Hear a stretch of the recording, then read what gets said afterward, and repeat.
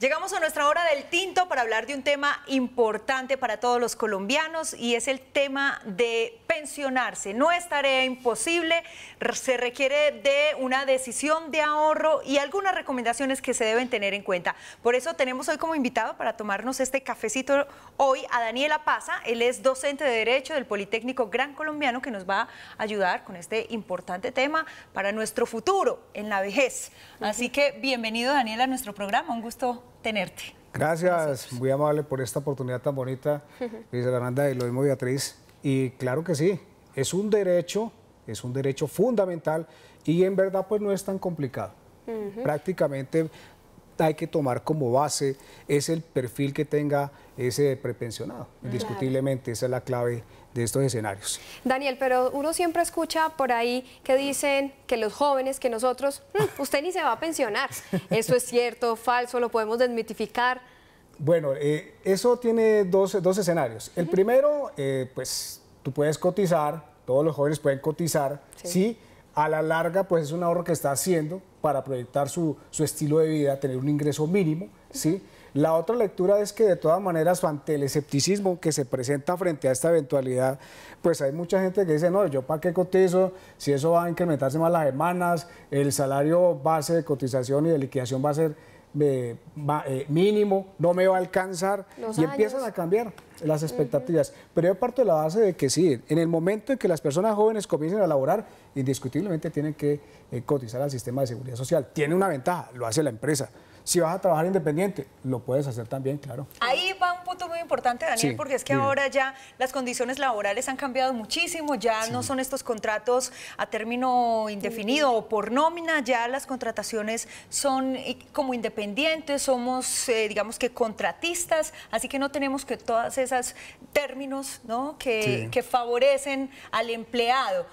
Pero ahí también viene la responsabilidad individual de hacer un ahorro, de cotizar a nuestra pensión, ¿cierto? Ese digamos que es el gran mensaje para poder hacer realidad el tema de pensionarse. Sí, uno de los escenarios claves es el ahorro. El ahorro es fundamental. Y algo también interesante, que ya que estás ahorrando y ya que estás cotizando, aquí la invitación para quienes estén cotizando, en lo posible trate de mantener siempre el mismo, el mismo rublo de cotización. Exacto. El mismo ingreso base de cotización es fundamental. Tú señalas otro escenario y es el hecho, por ejemplo, de que ante esta, digamos, este oscilamiento de vinculación laboral, ante esta inestabilidad de contratos laborales, etcétera, de todas maneras al contratista fue claro, la norma le dice, mire, a partir del 40%. Entonces, en lo posible, tratar de con ese ahorro, tratar de que con esos ingresos la persona tenga por lo menos una cuota fija estable de ahorro para cotizar al sistema. ¿Sí? Daniel, ¿podemos explicarle de pronto a las personas cómo funciona actualmente en Colombia ese sistema pensional? Que la edad, hablemos un poco para darle un contexto a las personas. Bueno, en Colombia el sistema pensional está regido por dos, valga la redundancia, dos regímenes. El régimen de prima media con prestación definida, fondo público, lo que antes era el Seguro Social, hoy en día es Colpensiones, y el régimen de ahorro individual con solidaridad. ¿Dónde está la diferencia? La primera, pues, valga la redundancia, en el primer escenario es un fondo público en donde se exigen dos requisitos fundamentales, las semanas cotizadas y la edad. Los dos son requisitos fundamentales. Mientras que en el fondo privado, por ejemplo, lo que se exige es un monto, un capital ahorrado durante el transcurso de toda su historia laboral.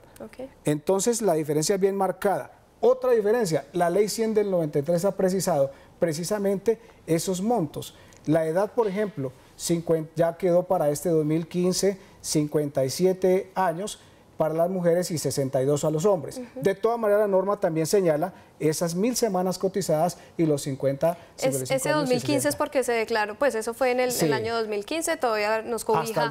Cobija hasta ahora. Hasta ahora. Por ejemplo, para digamos que resolver algunas inquietudes que tengan nuestros televidentes allá en torno al tema de las pensiones. ¿Qué pasaría si estamos cotizando desde muy jóvenes, desde que empezamos a laborar, y hubo una transición y unas semanas que no cotizamos porque no hubo trabajo, porque no hubo con qué hacerlo? ¿Se perdería la pensión después de todos esos años de haber cotizado? ¿O qué pasaría ahí? Bien, Aquí vale también la pena precisar porque ese es otro de los aspectos que se pueden presentar. No pierde la pensión. O sea, esos espacios que la persona deja de cotizar, de todas maneras, lo ideal es que se ponga al día con esa seguridad social, ¿sí? Pero recordemos también que la seguridad social está en salud, pensión y riesgos laborales. Es decir, todo ese tema integral lo tienes que poner al día. ¿Por qué? Porque cuando llegue uno de los requisitos que es la edad, lo primero que te van a exigir, bueno, ya tienes la edad, pero miremos si tiene las semanas acumuladas cotizadas, que eso va soportado precisamente en la historia laboral de cada trabajador. Daniel, y por eso es muy importante que todos los colombianos pues hagamos ese ejercicio de que cada año revisemos cuál es nuestra historia laboral, porque de esa manera pues podemos llevar un control, pues obviamente de la edad es mucho más fácil, pero por lo menos de las semanas cotizadas. ¿Qué debe hacer las personas? Hay una página donde uno puede ingresar y ver ahí cuánto ha cotizado. ¿Como su historial, tal vez, como su récord? Sí, uno podría revisar eso. Ante estas eventualidades es clave también aquí aprovechar el espacio para informarles a la televidencia, y es que antes de tomar cualquier decisión en materia pensional, lo primero que debe hacer es hacerse una asesoría jurídica. Solicitar una asesoría jurídica, ¿por qué? Porque el tema pensional depende de, valga la redundancia, de cada persona, del perfil de cotización de cada persona, de la historia laboral de cada persona, del régimen al cual está afiliado la persona, de las semanas que le hacen falta, de la edad que tiene, en fin, es un conjunto de variables que permiten perfectamente determinarle y direccionarle a una persona la mejor decisión en materia pensional.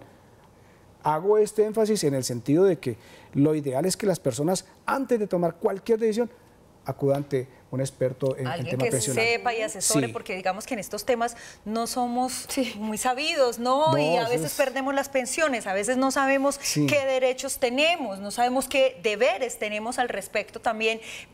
Para resolver un poco más de inquietudes, Daniel, ¿qué pasaría, por ejemplo, otro escenario donde hemos cotizado con una base mínima, pero nos ha ido mejor a lo largo de la vida y pues hemos incrementado nuestro salario, por ende nuestra base de cotización? ¿Cuál sería esa pensión? ¿Cómo se hace una media? ¿Cómo, digamos, si la pensión que se recibiría, en qué está fundamentada? ¿En el principio o en el final? Bueno, la ley contempló de que el promedio de los últimos 10 años, ¿sí? Y o en su defecto, en casos especiales, permite contemplar prácticamente durante todo el tema, todos los años de historia laboral cotizados. Interesante también porque el objetivo es que la gente, pues el ideal es que por lo menos en los últimos 10 años logre incrementar un poquito más, porque es que entre más incrementes, pues más porcentaje tienes, ¿sí?, a futuro de que te puedan liquidar una pensión vitalicia. ¿Y es qué porcentaje? Sí, está entre el 80 al 85%. Es decir, el objetivo máximo es ese. Pero como te digo, hay casos eventuales en los cuales hay cotizaciones con porcentajes que van desde el 70, 75%. Por ejemplo, las 1000 semanas arranca con el 65%. Entonces, el objetivo es que por lo menos lo que tú señalas, en la medida en que van avanzando las semanas, pues también se vaya avanzando el porcentaje, el nivel de cotización. Y el ideal es ese, para que por lo menos tú tengas una pensión algo acorde a tu perfil, algo acorde al nivel de vida, tu estilo de vida, y sobre todo que se garantice un mínimo vital móvil. Lo que sí queda claro es que ninguna pensión en Colombia puede ser inferior a un salario mínimo. Eso es importante. Y que se actualiza. Sí, porque es que ¿quién vive? No, pues claro. Con menos de un mínimo. No, absoluto. No, eso es muy complicado. Daniel, hablemos un poco, porque cuando uno habla de pensión, pues está hablando casi como de ahorro. ¿De qué manera desde la familia, desde a los niños, por ejemplo, se les puede como algunos consejos dar para que el día de mañana, cuando comience ya a trabajar, pues también sea consciente de ese ahorro? Bueno, yo pienso que el ejemplo arranca por casa. Mientras nosotros le enseñamos a ese niño de que el ahorro es clave para su futuro, y cuando ese niño ve al interior de un núcleo familiar un abuelito que es pensionado, uno le dice, mire, usted, si quiere irse con su abuelito que ya no trabaja, devenga un ingreso, desde ya tienes que comenzar a trabajar. Y en la medida en que nosotros lo vayamos haciendo con el niño, pues él muy seguramente ya va educando ese rol de ahorrar equitativamente, progresivamente, y a futuro cuando llegue a su juventud, oiga, yo sé que ahorrar es interesante, voy a cotizar, ingreso a una compañía, sé que más o menos son 26 años laborales cotizando, pues es una cultura de ahorro que estamos segmentando. Ahora, hay también casos en que las personas, dadas las condiciones, no pueden alcanzar a pensionarse. Una invitación para el núcleo familiar. Hombre, entre todos ahorremos para que por lo menos este abuelito se pueda pensionar al menos con la pensión mínima. Claro. ¿Sí? Ese es un tema de solidaridad de la familia, es un tema claro, nos bastante ayudamos complejo. entre todos. Sí. ¿Y qué pasaría, Daniel, de otro escenario? Porque de pronto los abuelitos sufren alguna enfermedad, mueren antes de recibir la pensión, pero ya tenían el derecho adquirido. ¿Quién hereda esa pensión? ¿Cómo sería ahí? ¿O se pierde?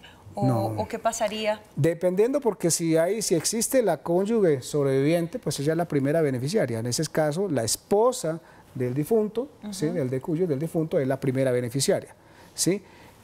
O ya sea la esposa o la compañera permanente, o en su defecto, los hijos. O sea, hay que analizar también los escenarios, los hijos hasta una edad de los 25 años, y también casos puntuales en los hijos especiales. Entonces, ahí la normatividad ha sido clara en ese sentido en cuanto al beneficiario de esas pensiones. Okay. Daniel, en el Politécnico Gran Colombiano, constantemente de pronto en la página web están dando noticias, recomendaciones para que la gente de pronto pueda ingresar y estar un poco más cercano a toda esta información. Sí, digamos que nosotros a través del consultorio jurídico que está montado en la página web del Politécnico Gran Colombiano, ahí en el consultorio jurídico precisamente nos llegan este tipo de consultas.